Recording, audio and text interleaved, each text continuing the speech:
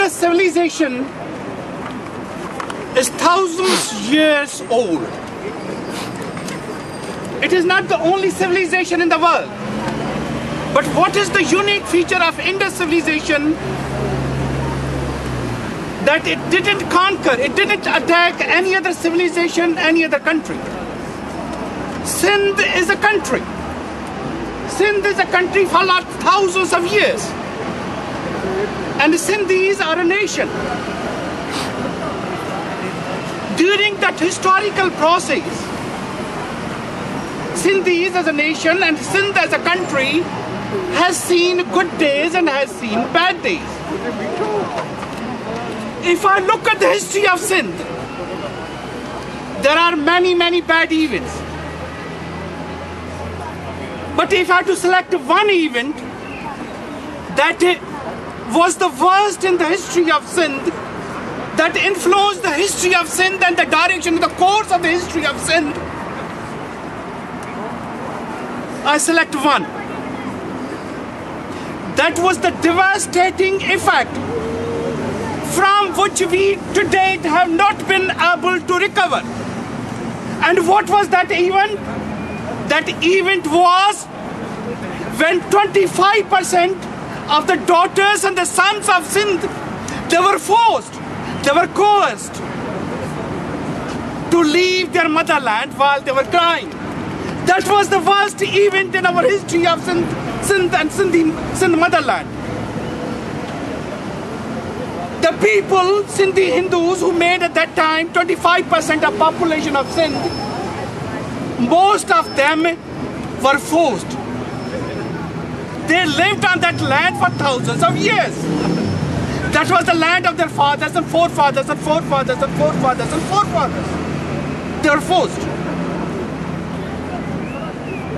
This state of Pakistan, at that time, those who remained behind, they issued notices. Migrate to India while you are here. Some migrated, only few remained. And you will be surprised. This is the tyranny of the history. That those people who were on that lands for thousands of years, those who left their property was declared as enemy property. I mean, how those people, Sindh was their motherland, who lived there for thousands of years, how they can be enemy? How their property can be enemy's property? And their property was distributed like loot. Male Ghanim. Unfortunately, that process never stopped there. The life of our Sindhi brothers and sisters, they are us. Because Sindhis are a secular people. The day they divide on the basis of religion, it is the end of the thousands of years of old civilization. Sindhis are a secular society. Pakistan's fanatic, fundamentalist and fascist state, with their agents, with their touts, with their third-rate decade persons, they tried to break that society on the basis of religion, and they carried out atrocities against Sindhi Hindus. Now, as Rubina said, that this is not Wrinkle Kumari is not one case. Every month there are about 25 and 30 girls who are abducted, being forcibly converted, and we never hear from them.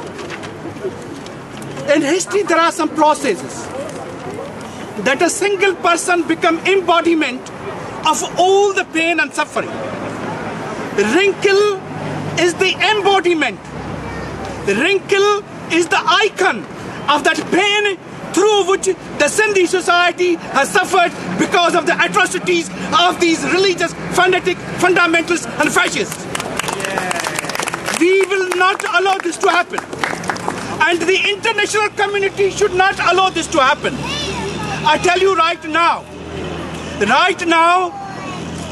Rinkle Kumari, yesterday she was badly beaten.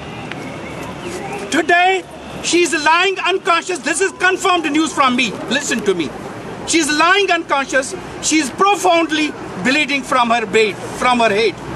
And she says, when they were beating her, that I will, to my last breath, I will continuously fight.